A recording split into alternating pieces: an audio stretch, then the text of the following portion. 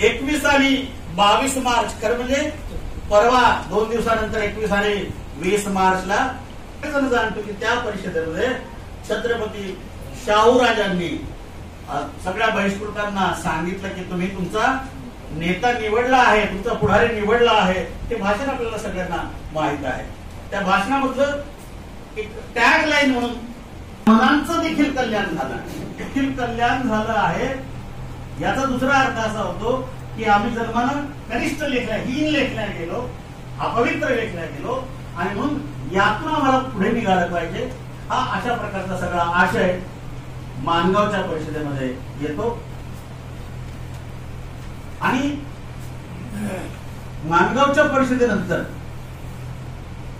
मी फक्त आज क्रोनॉलॉजिकली पुढे येणार आहे महाडच्या संग्रामापर्यंत.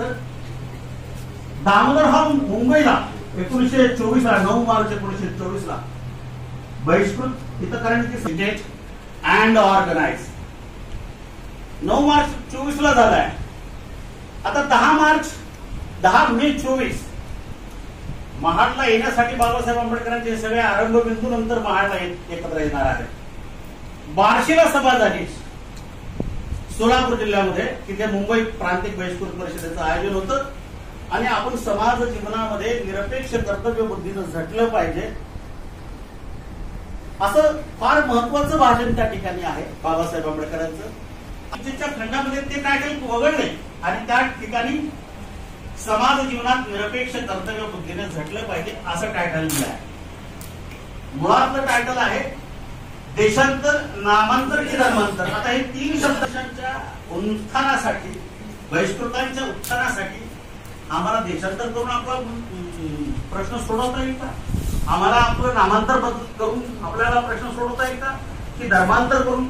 म्हणजे 1924 ला येवल्याची 35ची घोषणा तर आहेच आहे आपली, परंतु 24 ला बाबासाहेब आंबेडकर सोलापूरचं म्हणजे आता या 25 मध्ये सोलापूरला आमचे बंधू आहेत प्राध्यापक TS मोरे, एक मोठं डॉक्युमेंट तयार करतायत या भाषणाच्या अंगाने आणि त्या 19 परिषदेच्या अंगाने. TS मोरे सोलापूरला बार्शीला असतात ते, तो डॉक्युमेंट देखील आता नव्यानं उपलब्ध होईल. हे 1924 ची घटना झाली.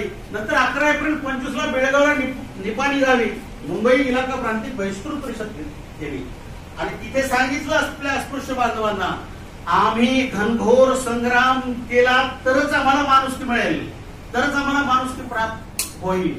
म्हणजे बाबासाहेब आंबेडकर आपल्या अस्पृश्य बांधवांना घनघोर संग्राम करण्यासाठी प्रिपेअर करतात. आणि नंतर महार अधिवेशन परिषदेचं अधिवेशन रहिमतपूर कोरेगाव जिल्हा साताऱ्यामध्ये झालं.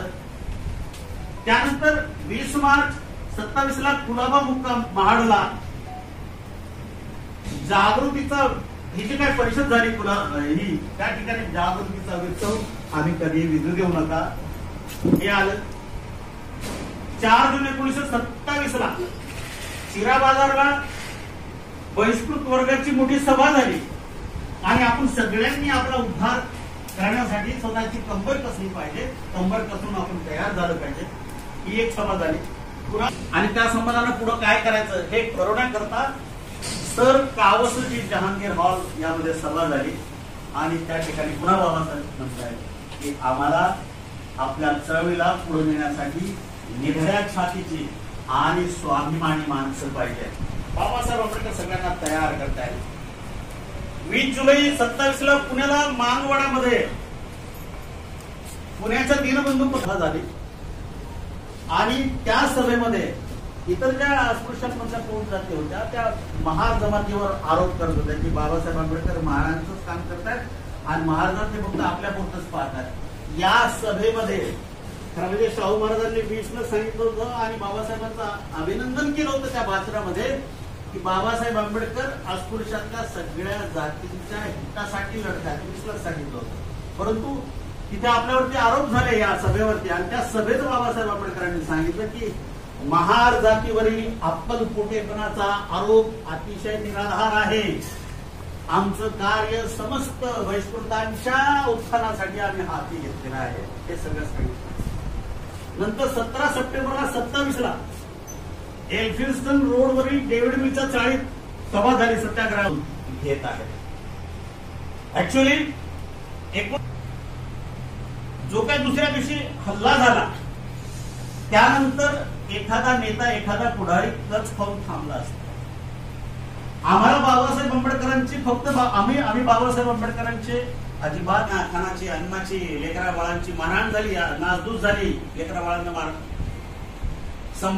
आपला भिकाजी संभाजी गायकवाडांचं निधन झालं, याही उपर पुन्हा चॅलेंज स्वीकारून कर्मठांचं सनातनी शब्द हा वापरताना मला बऱ्याचदा दुःख होतं ते, कारण तो एस धम्म सनातन हे माझं आहे मला असं वाटतं, आणि मग त्यांच्यासाठी मी सनातन शब्द कशाला वापरू आणि मी कशाला वाजेची मिटाळू असं मला वाटतं की लोक बरं म्हणतात सनातनी हिंदू सनातनी हिंदू. काय नाही तुमच्याजवळ, काय नाही तुमचं. एस धम्म सनातन हे बुद्धाचं आहे. रक्तविहीन क्रांतीच्या संग्रामाचे, हे पण लक्षात ठेवलं पाहिजे आपण.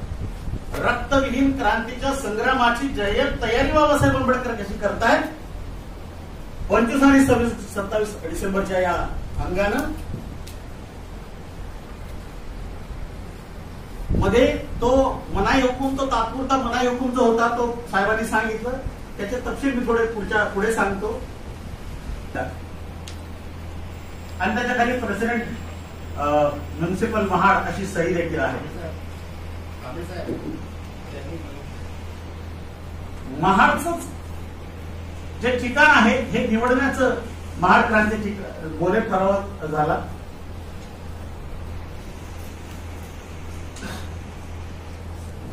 आणि महाड आणि हा जो परिसर आहे हा पूर्वी बाबासाहेब आंबेडकरांनी त्याचा इतिहास आठवला की अतिप्राचीन काळी महाडची नोंद इसवी सन पूर्व 225 ला सापडते. महाडची नोंद इसवी सन पूर्व 225 ला या वर्षातली आहे. इसवी सनाच्या पहिल्या शतकामध्ये महाडच्या परिसरामध्ये बुद्ध धर्मीय राजांचं लोकांचं राज्य होतं आणि त्यापैकी कंबोज वंशीय राजा विष्णू पुलिक यांचं प्राधान्याने तिथे राज्य होतं. आणि त्या काळामध्ये इसवी सन 130 मध्ये विष्णू पुलिकचं राज्य जे आहे आणि त्या काळात त्यांनी गांधार पाल्याच्या ज्या लेण्या आहेत, महाड व कोल आणि इतर पाले नावाचं जे गाव आहे या परिसरामध्ये बौद्ध लेण्या त्या ठिकाणी बांधलेल्या आहेत. हा सगळा परिसर बुद्ध लेण्यांचा आहे. महाडला लागून असलेल्या लेणीमध्ये तिथे पीपल्स एज्युकेशन सोसायटीचा जो लोगो आहे, मध्ये धम्मचक्र आणि 2 हरिण आहेत, तो त्या महाडच्या लेणीमधला बाबासाहेबांनी तो निवडलेला आहे. त्या महाडच्या लेणीमधला तो लोगो आहे. हा भाग तर आहेच महाड निवडीचा, केवळ रायगडच नाही, महाडला हा बौद्धांचा आपल्या बौद्ध लोकांचा हा इतिहास. छत्रपती शिवरायांच्या राज्याभिषेक रायगडावरती झालाय. पावसाळ्याच्या कालखंडामध्ये महाड ही छत्रपती शिवराय राजधानी म्हणून वापरायचे आणि महाहाट ही मोठी बाजारपेठ होती. महाहाट, मग महाहाटचं अपभ्रंश होऊन पुढे महाड झालं असावं असं डॉक्टर यशवंत चावरे साहेबांनी आता न्यायाधीशांनी त्या मोठ्या व्हॉल्यूम मध्ये टाकलेला आहे. ही मोठी बाजारपेठ होती आणि या ठिकाणी पावसाळ्यामध्ये निवासासाठी म्हणून छत्रपती शिवरायांनी पूर्वीचा महाडला असलेला आदिलशाहीचा जो वाडा होता त्याला दुरुस्त करून आपल्या निवासासाठी तिथे स्थान देखील निर्माण केल्याचं हे सगळे तपशील बाबासाहेब आंबेडकरांना माहित होतं. आणि त्यातल्या त्यात भरीसभर म्हणून महाड नगरपालिकेचा जो ठराव होता, अनंत चित्रे असतील, सुर्बनाना टिपणीस असतील, त्या सगळ्या मंडळींनी ही गोष्ट सांगितली आणि अशा प्रकारे महाड या स्थळाची निश्चिती झाली की या ठिकाणी आपण सत्याग्रह केला पाहिजे.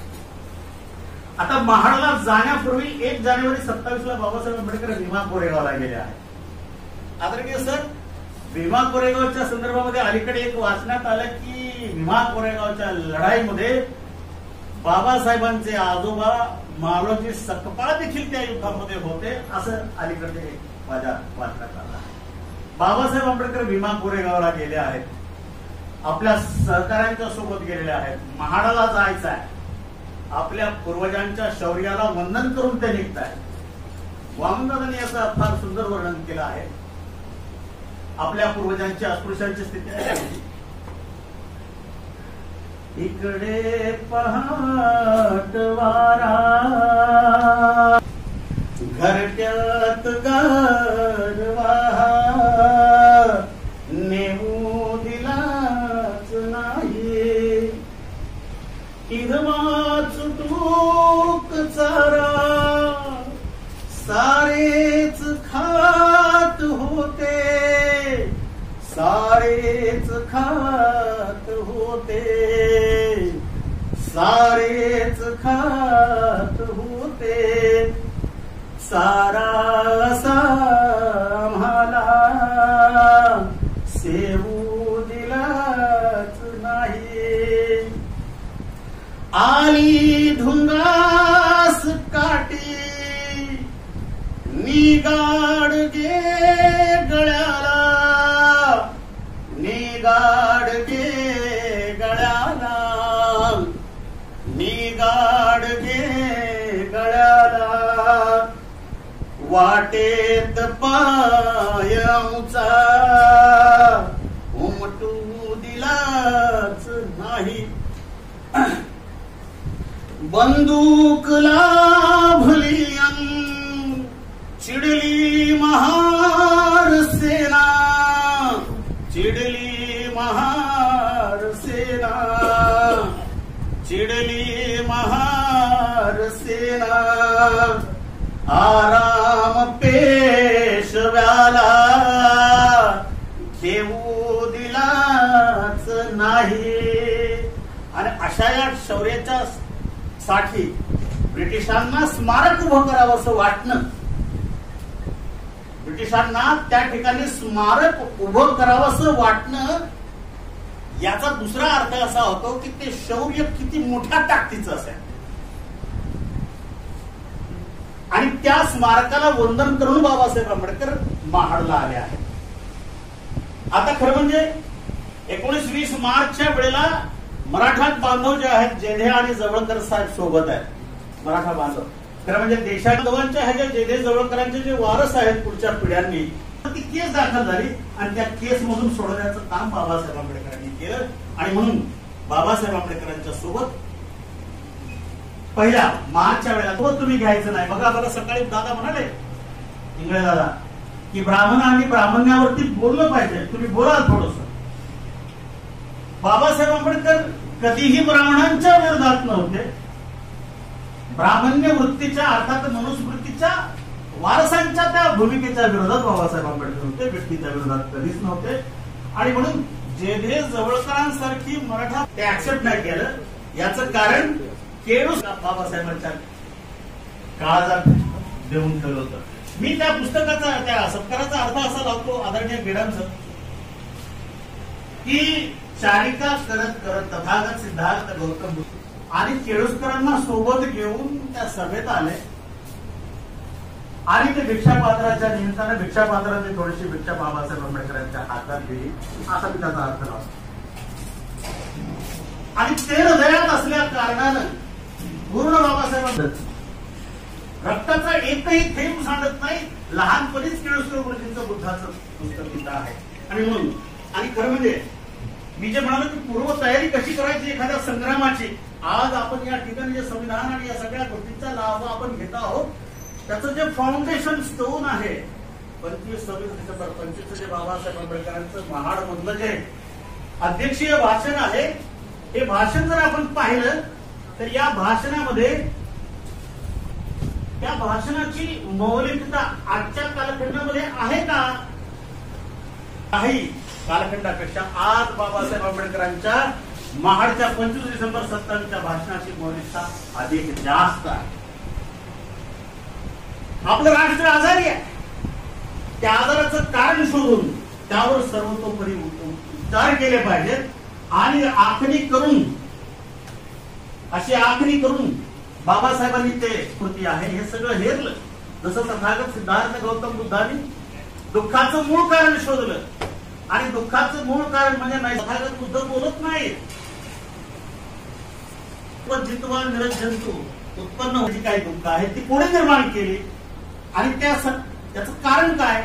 आणि मग बाबासाहेब आंबेडकर तिथे सांगतात की महाडची सभा ही समतेची मुहूर्तमेढ रोवण्यासाठी वळवलेली, प्रजेच्या प्रतिनिधीसाठी जी सभा बोलवली होती त्या सभेच्या समकक्ष ही महाडची सभा आहे। या सभेत वरिष्ठ वर्गाची कत्तल केली 15 वर्ष यादवी माजवली असा फ्रान्सच्या सभेवर आरोप आहे असं बाबासाहेब म्हणतात आणि त्या आरोपाला बाबासाहेब